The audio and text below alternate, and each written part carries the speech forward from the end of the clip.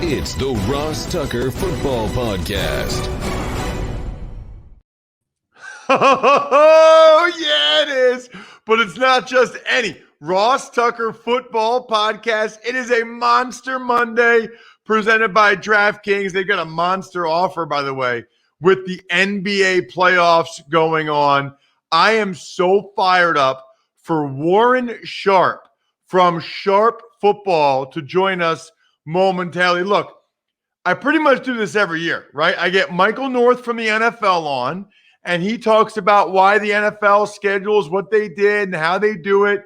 He was on last week, and then nobody actually breaks down the schedule better than Warren Sharp. So you have the guy that makes it, and then the guy that breaks it down. Back-to-back episodes. Doesn't get any better than that.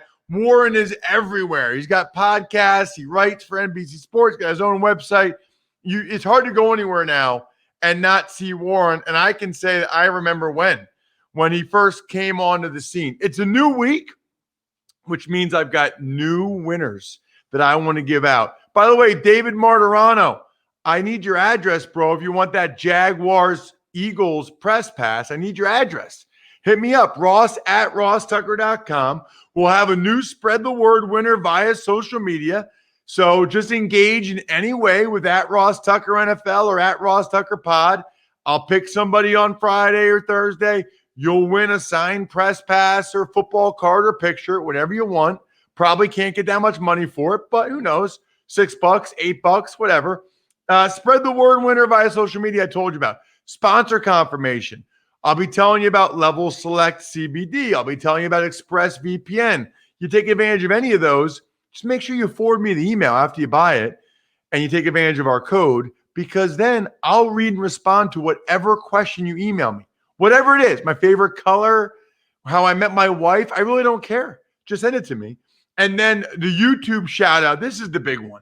People pay money for these cameo shout outs. I just did one for a fantasy football dude. You guys get them for free. All you have to do is subscribe to YouTube and comment on one of the videos. It's that easy, and it's that great to be joined by my buddy, Warren Sharp. It's Big Show time. The Big Show. So, Warren, I kind of touched on it earlier. You obviously still have your outstanding website, sharpfootballanalysis.com, sharpfootballstats.com, but now you're doing a podcast at The Ringer. You're writing for NBC Sports. So tell me what you got going on just in terms of branching out, but also still having your core site.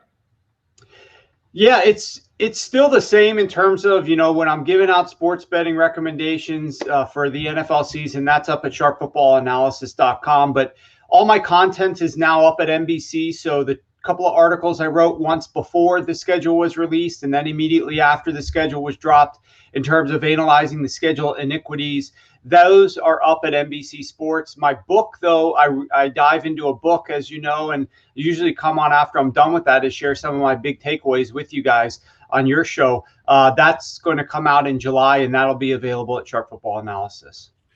That sounds like one where maybe we'll get you on the Even Money podcast, Warren, the betting one, which is very popular these days, as you know. But I wanted to get your schedule thoughts. You mentioned the biggest inequities. I want you to start with just explaining what you think that they are, because then I have some follow-up questions as well. But you do this every year. You analyze the entire schedule and spit out what you think are the areas where the schedule lacks balance from a competitive standpoint, correct? That's correct. Look, we know in terms of when they're releasing the schedule, we understand who is going to deal with the weaker strength of schedule or a stronger strength of schedule based upon who you play. But that's just one discussion point entirely, who you play. There's a total another way to look at the schedule, which is the timing of when you play these teams. And we don't know that until the schedule drops, but that is almost as important, because let's put it into this perspective, Ross. And I know I'm really interested to hear your take on my thoughts versus Michael North, because he's the one putting the schedule together. But You have some teams with this 17-game schedule that they just dropped that are playing 6 opponents this year out of 17. Those opponents are on extra rest. They have extra time to prepare for a certain team. There are other teams that play 0 opponents that have extra rest to prepare for them. So it's the equivalent to baseball with a 162-game schedule. Some teams would play 0 opponents that have extra time to prepare for them in a baseball season, whereas others are playing 56 opponents out of 162 games with extra time to prepare for them. We would say that's unfair. We would say that that is not just. And that's what we're dealing with in the NFL. So there's a variety of things that I look at in addition to rest inequalities. I'm also looking at things like short week road games. I'm looking at negated bye weeks and a variety of other things to try to figure out where there are certain teams that are getting the short end of the stick. Got it. So I guess this is where I start to have some questions. So I agree that does not sound fair. My question is, what data do you have that backs that up? Like, what do we know about one-loss record over time of teams with extra rest, extra time to prepare versus not? So there is a, in terms of looking at this point spread, there is a value that is associated with significant rest advantage. If you have a stronger rest advantage in a particular game, it is worth a certain amount on the point spread. But here's the thing in my mind, Ross, that digs even deeper than this, because it is in the past only a 16-game season. And for a variety of reasons, you have teams that win games or lose games. You have coaches that are or are not able to take advantage of situations around them. It's not as if like, well, we have 2 extra days or 3 extra days of rest to prepare for this team. We're going to use those optimally and come up with an even better game plan to defeat the opponent, right? But just because they aren't able to use that and some teams screw up their opportunities does not mean that it is fair. And, you know, I read Peter King's article. He interviewed me for his article. We talked for about 30 minutes about the schedule, about the guys that are making the schedule.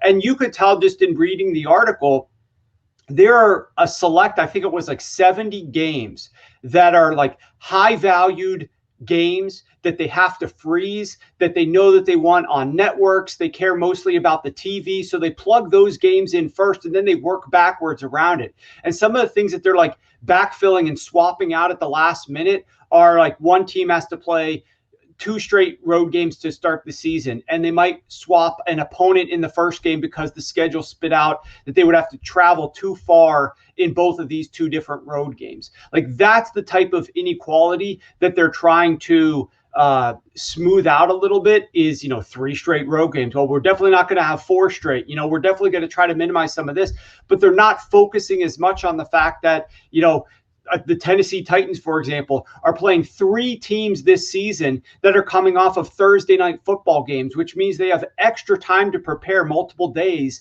for the Tennessee Titans. Plus, they have to play a team that's coming off of a bye week. You know, there are teams that don't play any teams that are coming off of a Thursday night game with this extra mini bye to prepare for. So the Titans are playing 4 teams like that.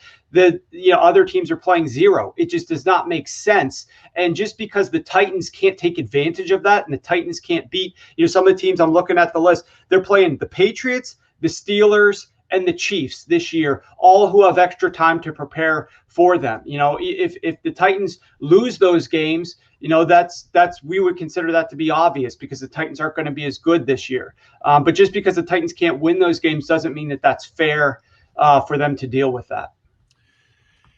You know, it's interesting because this is maybe, Warren, just because I've been trained this way, and I think I've talked to you about it before. But first of all, as a player or coach, like, you'll never hear a player or coach ever bring it up or ever use that as an excuse, at least not publicly, right? I'm pretty confident privately they complain about some of these things. I will say, though, and this is anecdotally, this is why I asked you if there's evidence that we know that it makes a big difference, because even a short week, right? When you play a Monday night and then you play again on Sunday. I never really felt like we weren't prepared for that next game because the NFL work week typically is Monday, you review the game before. Tuesday is the off day. Wednesday, Thursday, Friday, Saturday is the preparation for the next opponent. And then obviously Sunday is the game. So in my mind, whether it's a Monday night or a Sunday or whatever, by Wednesday, you're kind of even there, I guess.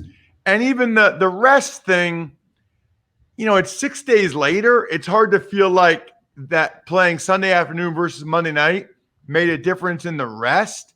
I guess the one I could see the most there, Warren, would be the impact it has on the coaches, because Monday is a huge day for the coaches getting everything ready for Wednesday, Thursday, Friday for that next opponent. So I guess in my mind, more than the rest, which I'm sure there's some impact, although I never really noticed that, and even more than the preparation for the players, it really would seem to me like it's a lack of not having the same amount of prep time for the coaches. Is that fair?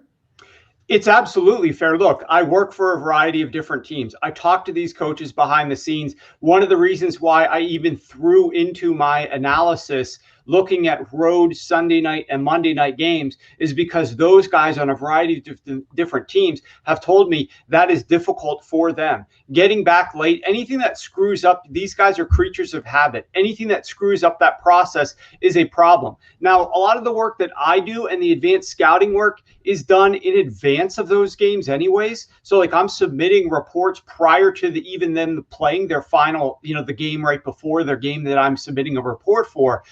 That said, though, they still have to incorporate that and come up with their strategy and their game plan and what they're going to start working on with the players. Now, so number one, from my experience, not having played in the league, but working with the different coaches and different coaching staffs, they do care about even small things like that, let alone, having other teams with even more time to prepare for them.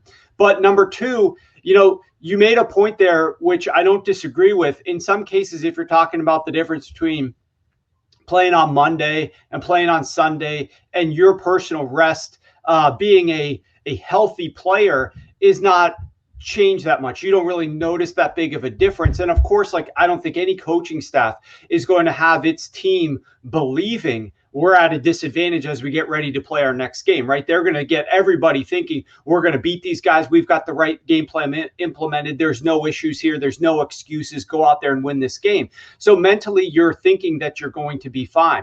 The issue is not probably for the healthy players as much as it is the injured players. If you're dealing with an injury, every single extra day that you have to rehab and prepare and get that injury ready so that you can play 95% versus 70% versus not even play the game at all.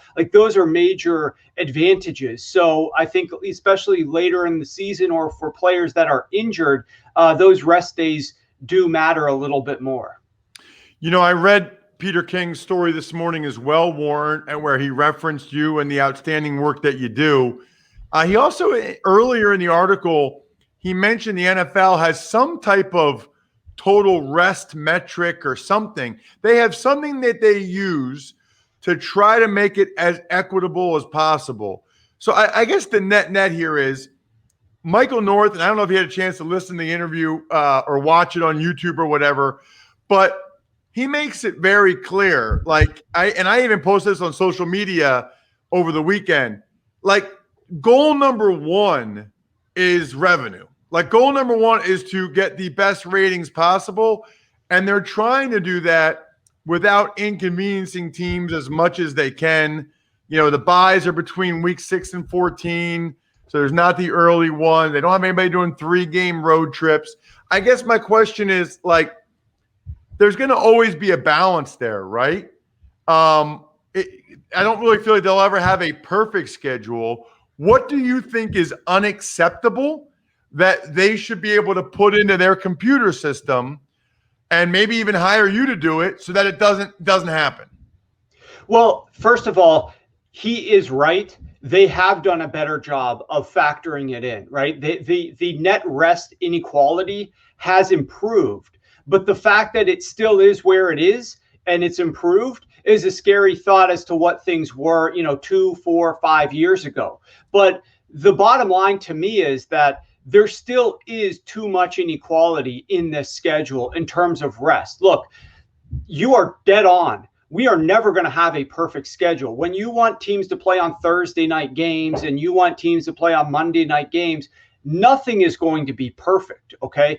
But you have to do a better job than what we're doing right now. You cannot have teams like the Chicago Bears play 6 teams that have extra rest to prepare for them, whereas other teams have 0 of those games. There has to be more of a balance within the course of a season. I'll give you a couple of other examples. The Philadelphia Eagles are the only team this year to have to play 4 games in 17 days, like with 17 days separating the first and the last game.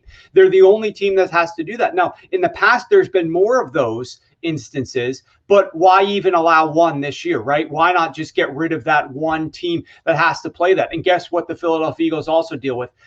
When you're playing the 4 and 17, you're playing a Monday night to start, then you've got a Sunday. So that's a short rest week right there. They play on the first time that they play the short rest, the Kansas City Chiefs, the defending Super Bowl runner-up. Then they have to play a Thursday night game to close this schedule up after a Sunday. So that's another short rest. Who they play in that next short rest game? The Tampa Bay Buccaneers, the actual team that won the Super Bowl. So they're playing both teams that went to the Super Bowl on short rest during this 4 and 17.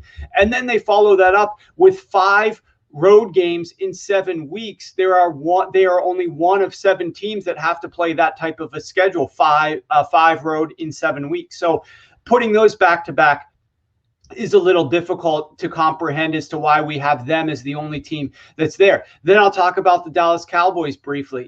Look, the Dallas Cowboys and the Detroit Lions have the inherent edge of playing and hosting a short week game. They do it every single year on Thanksgiving.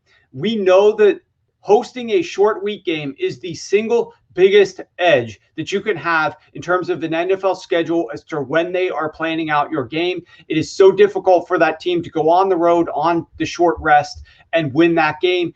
ATS wise, straight up wise, it is a massively difficult thing for you to do. So the NFL this year said, look, we'll give Dallas 2 road Thursday games because that's really the only way you can offset it. If you're not going to get rid of those Thanksgiving home games, you got to send them on the road for a short week Thursday game. But when they gave them these Thursday games, week 1 against Tampa Bay, well, week 1 is not a short week. They have as much time as they want to prepare for that. They actually get an added edge after that Thursday game because then they have 10 days to get ready for their week 2 game. Then the second game that they gave them on Thursday was the week after Thanksgiving, which means they have a whole week to prepare for a road game in New Orleans. This is something that the NFL could change and say, look, Dallas, we know you get the edge of having a Thursday game at home every single year.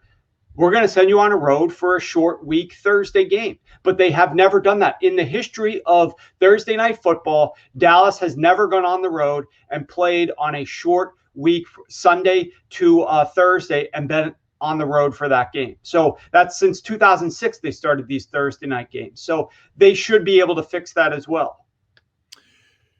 One of the other things I saw you wrote about, Warren, was the Colts primetime and how many away primetime games they had. Now, I don't know this, but I wanted to give you some information here. And for all I know, you work for the Colts. I don't know.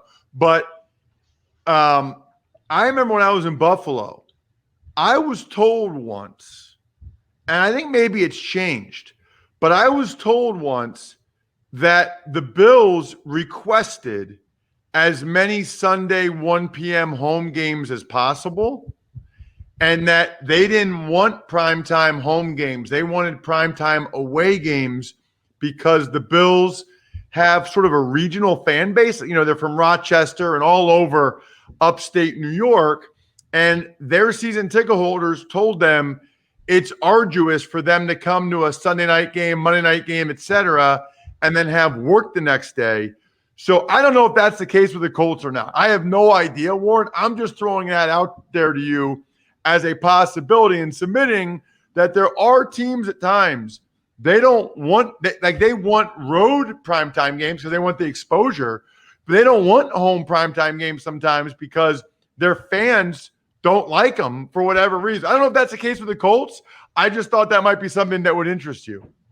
Yeah, and no doubt that probably has happened in the past to certain teams. And I could tell you that some of the teams put in these types of requests, right? Like I know Peter King reported it. I knew before the schedule even came out that the Dolphins were going to request to play after their London game and not take a bye because they wanted to bye later on in the season. So I knew that like several weeks ago before the schedule even dropped. But I could tell you for a fact that the Indianapolis Colts want to play these games at home. They have not requested to play elsewhere. And, they just sit back. There are certain teams out there, and obviously I'm talking to them, that have requested things in the past that have never gotten them and are so frustrated that they just don't even bother to say anything anymore. And they sit back and laugh because they feel like there's nothing that they can do about what is happening with this schedule. They feel like there are certain things that are unequal with the way that the schedule is being issued. And they've tried to address them in the past and nothing has changed in their opinion. Now, I will say that some of these things, they didn't realize the actual measurement of them until I came along with this study. Like when I did this study last year for the first time and looked at the last decade of schedule inequalities, like when I was talking to Peter King, he's like, even people within the league aren't looking at some of these metrics that you've been looking at. And they were like, wow, this is something maybe we should consider a little bit more. So some people, even within the league, as they're making the schedule, aren't necessarily looking at things to the level of detail that I am. And in some cases, they might have the same exact reason for thinking, well, it's not that necessary because of like the instance that you suggested. Well, does it even really matter? Like, is it actually measurable? But the point to me is that we already know the league tries to strive for equality. They're going to elevate their best teams on the primetime games. Their main goal is revenue, as you indicated previously. But why do they put the number one teams against number one and number four against number four and because they're trying to balance things? Why do they give the worst team the number one overall draft pick? They're trying to make things a little bit more balanced. And you can't tell me that when you divvy up the schedule with this rest inequality as it sits here, even in a one season instance, not zooming out, but looking at just this one season, that we could say that every single team has as fair of a shot as everybody else based upon the rest that they've issued. And I know it's never going to be perfect, but it can be better than even what it is right now. And that's what I would encourage them to do, is look more at these metrics and try to make a schedule that's a little bit more fair and balanced across the entire league in a single season as possible. And whatever rest metrics that they're plugging into their schedule, it did help compared to years past, but it has not helped enough. There are still too much imbalance, in my opinion. Warren, this was awesome. You are awesome.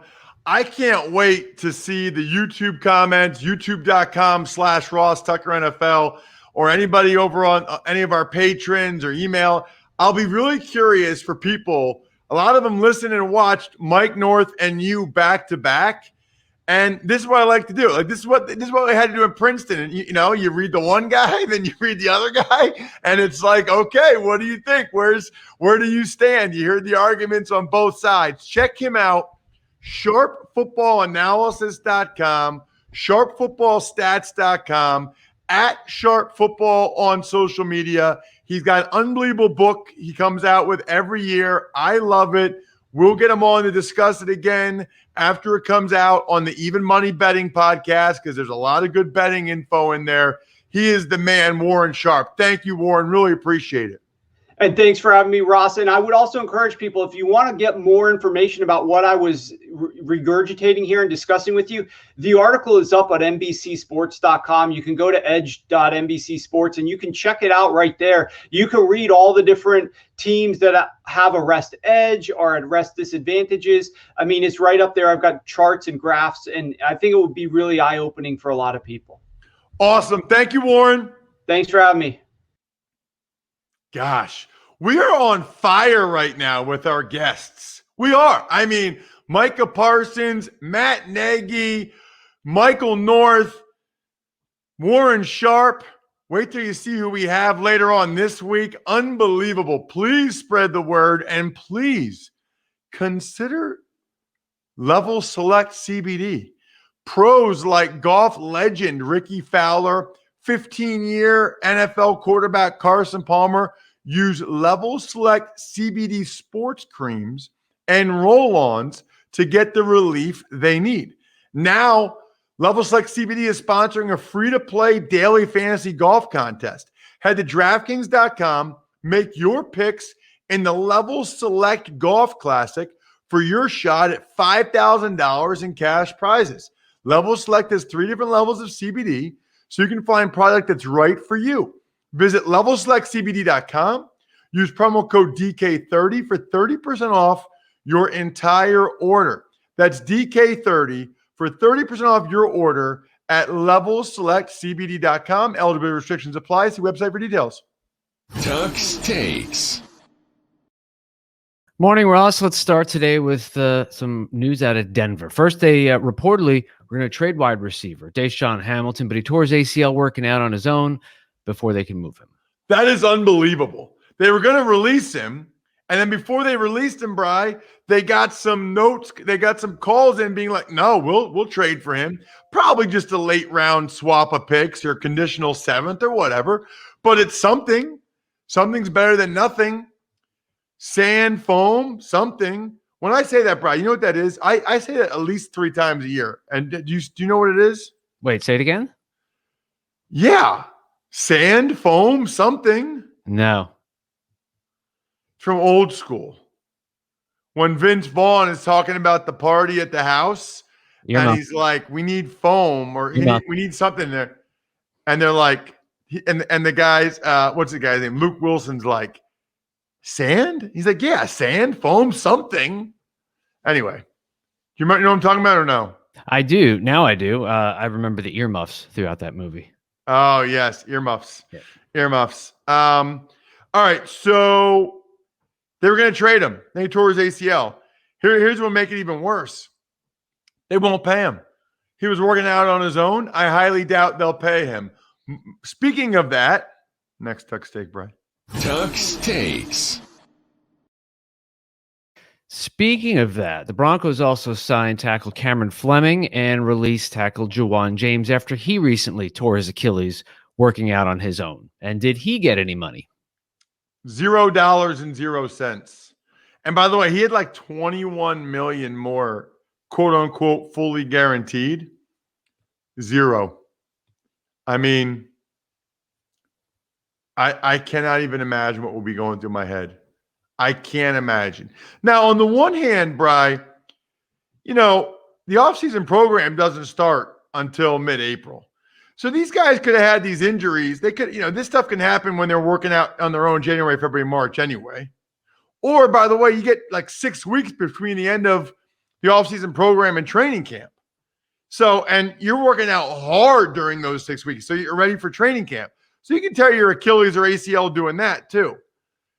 It's just unfortunate that these guys tore it during the period where they could be at the facility and get their whole salary for it.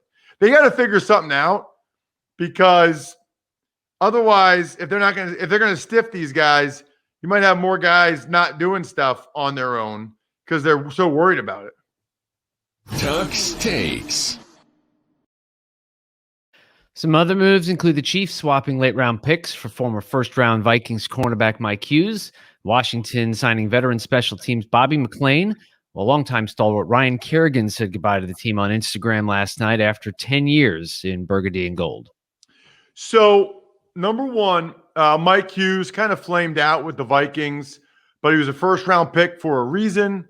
So that is why a team like Kansas City is willing to take a shot on him. Bobby McCain was a captain for Miami last year, so Washington scooped him up. Can't even tell you how much respect I have for Ryan Kerrigan. 156 starts out of 160 possible the last 10 years. especially the way that guy played. I say this all the time, Brian, when people ask who I look up to or whatever, any guy that battled in the trenches and lined it up pretty much every Sunday for 10 years, hard to express in words how impressive that is. Tip of the cap to Ryan Kerrigan. Absolute stud. Can't wait to see where he goes next. Tuck's Takes. And finally, the NFL announced late last week that players and staff who are vaccinated no longer have to wear masks. That's awesome. That's great. I think the primary reason is they're trying to incentivize everybody to do it, which I think they should. I think based on everything I've read, all the data I've seen, I'm far from an expert, but it certainly seems like the vaccine is working.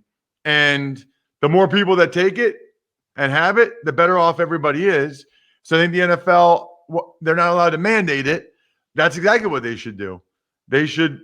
You're not going to want to be the only guy wearing a mask at practice or in the meeting room, right? I mean, you're just not. So that makes a lot of sense to me. I'd also say shout outs are in order to Pizza Boy Brewing, delicious, Sporticulture, Vision Comics with an X, HumanHeadNYC.com. Those are all the I Think We're Done Here members of Patreon.com/RT Media. Love our patrons and love the series we're doing on the College Draft Podcast as well. Check that out. Other than that, I think we're done here. Thanks for listening to the Ross Tucker Football Podcast. Make sure to also subscribe to the Fantasy Feast, Even Money, Business of Sports, and College Draft. All available at Apple Podcasts, RossTucker.com, or wherever podcasts can be found. A lot of times on the show, I mentioned DraftKings. Here's what you need to know. You got to be 21 or older, New Jersey, Indiana, or Pennsylvania only. New customers only. Restrictions apply. See DraftKings.com/sportsbook for details. Gambling problem, call 1-800-GAMBLER, or in Indiana, 1-800-9-WITH-IT. By the way, if what I was talking about included a deposit bonus, doesn't always, sometimes it does. Deposit bonus requires 25 times playthrough, and deposit bonuses are paid out in sight.